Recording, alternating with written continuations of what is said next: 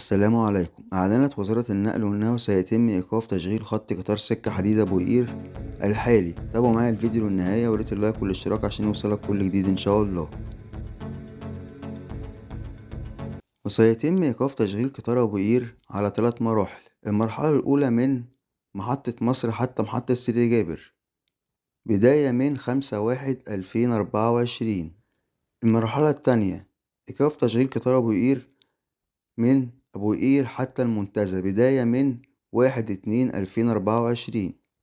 والمرحلة التالتة إيقاف تشغيل قطار أبو قير في القطاع من سيدي جابر حتى المنتزه بداية من 1/3/2024.